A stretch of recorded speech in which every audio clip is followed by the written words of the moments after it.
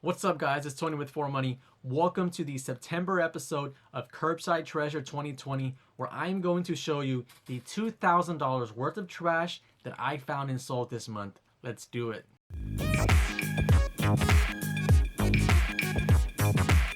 If you're new to the channel, welcome and thanks for stopping by. And if you're new to the series, I recommend you go check out the intro to Curbside Treasure 2020 as well as the July and August episodes. In July, we had $2,701 in sales, and in August, we had $2,702 in sales. September was a little bit slower, $2,000 in sales. This episode is going to be a little bit different. In the area I live in, the Homeowners Association organizes 2 garage sales per year. In this time is when you can have a huge garage sale. They post signs all over the place, and the amount of traffic in these garage sales is huge. So when they announced the date for the garage sale, I started collecting everything. A lot of stuff that I was leaving behind because the value was not high, I started to collect it specifically for this garage sale. The amount of stuff that I was selling on the Facebook Marketplace was a little bit less this month because I was keeping items specifically for this garage sale. All right, let's get right into it. This first category of appliances, I sold this washer for $35 to the same guy who bought all of my appliances back in August. Up next, we have our furniture category where I had $257 worth in sales. This first one is this really nice jewelry cabinet that I sold for 60 bucks. Rocking chair with a footstool that I sold for 50 bucks. We have this 5-drawer cream dresser, solid wood. I sold this one for $44. We have this little 2-drawer chest cabinet that I sold for $45. I staged it right there in my foyer. And this one, we almost kept it, but it was not nicer than the white one we found back in July. I sold this one for $38. I don't know why it sold for so cheap, but that's what it sold for. Really cool piece. And this last one here was this queen bed frame that I sold for 20 bucks. Extremely heavy, not in the best shape. This month we had $60 in golf sales in this one picture here.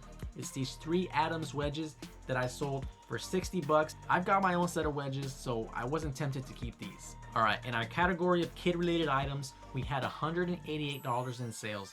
This first one is this really nice BMW little car that I sold for $112. It worked like a charm. It had the battery, it had the charger.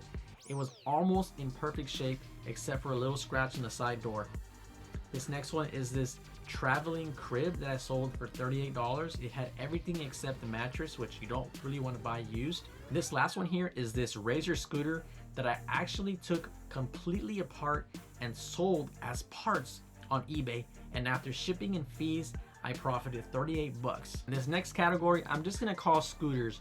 We had $100 in sales in these electric scooters, and just like the one I just showed you, these Razor scooters are exactly the same, but except I did not want to take them apart and piece them out, so I just sold them as a lot as is. In our next category of sports, we had $176 in sales. I sold this stationary bike for $94. I sold this baseball backpack for $22, and I sold these 4 bike helmets for $20. This next one here has a funny story. During the garage sale, this one was not moving. Nobody was buying it. I ended up having a last minute $5 sale. Everything past the curb for 5 bucks. This one was past the curb for 5 bucks. And at the end of the garage sale, I did not want to throw it away. So I brought it back inside, posted it on the marketplace, and it sold the next day for 40. Kind of weird, but kind of cool too. Our next category of tools, I only had 1 sale this month, and it was this Craftsman shop vac that I sold for 20 bucks. I hope you guys are just as surprised with these items as I am. I'm in my truck by myself finding these items, and I am just super thrilled when I come across these things. This next item is going to be my favorite one of the month. It's this Troy-Bilt cultivator tiller that I picked up, and I had to convince myself that it was indeed trash. I didn't even see the actual body of it. I only saw the handles sticking up. It was past the curb near the trash can with like 7 or 8 trash bags on top of it. And I didn't really want to move the trash bags, but I was curious to see what the handles were leading to. So I moved the trash bags and I found this thing there. And I didn't believe it because it didn't even have gas in it, and the tines had never even touched dirt. I'm guessing maybe they received the wrong one or they were past their return date. Somebody was mad, I don't know, but they threw it out and I took it. I didn't want to put gas in it and then now it's considered used, but I also didn't want to sell it as new without knowing that it actually worked. So I did put gas in it and I tested it out in the backside of my yard where I could kind of tear the grass up and it wouldn't look that bad. And when I put on the listing, I said it's brand new, but I put gas in it just to test it. And it did not really affect the buyer from buying it. I sold it for $138. New, these things retail for about $250. So about half price for this was pretty good. And before we get to the garage sale, we have this last category of miscellaneous items that I sold for $43. We have this art easel that I sold for $21. And we have this dirt bike little stand that I sold for $22. All right, now let me get into this crazy garage sale. We had $3,000 worth of sales during this garage sale. $991 of that was trash that I found in September and some things in August that I started holding for the garage sale. If you didn't think I was a crazy person before, well, here's your confirmation. I started packing my backyard with everything I was finding. And my thought process was, I'll put it out in the garage sale, and if it doesn't sell, then I'll just put it back on the curb. Some of these items were small, not a lot of value. Some of them were pretty big, and even if they were big with low value, I was picking them up because I wanted this garage sale to be huge. When I posted my listing on the Facebook Marketplace for this garage sale, it looked like 10 houses were having a garage sale. So I was picking up everything so that I could draw a ton of traffic.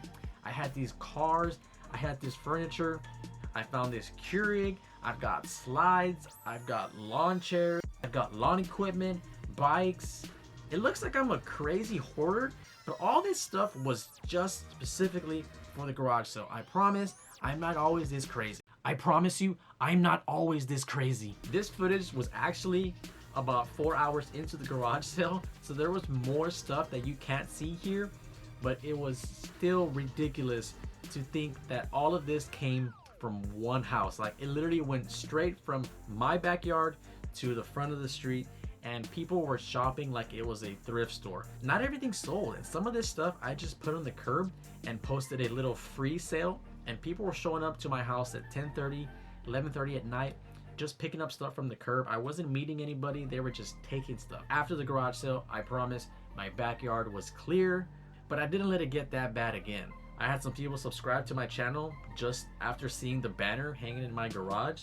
So this one was a pretty cool event for me. So that brings our total for September to $2,000, like I said earlier, and almost half of that being just from the garage sale. Our combined total for July, August, and September is now up to $7,403.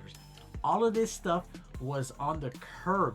Everybody sees value differently, and I'm not faulting these people for throwing stuff away. People get rid of stuff for various reasons. They either want to create more space, they don't like the color, they don't have the receipt to return, they are past their return window, or they just don't want it anymore. Divorce, selling the house, moving away, moving in, spring cleaning, whatever the case may be, I was there to pick it up and sell it, and I used those funds to fund my passion. Guys, go out there, find something, sell it, use the profits, and flip to fund your passion. It's an incredible feeling when you can use your non-8 to 5 money to fund your passion. In my case, it's golf. In your case, it's whatever you want it to be. If you guys have any questions about any specific items, leave a comment down below. Let's talk about it. We still have October, November, and December to complete the series. Go check those videos out and let me know what you think. All right, guys, I appreciate you watching my video. We'll see you in the October episode. I'm not crazy.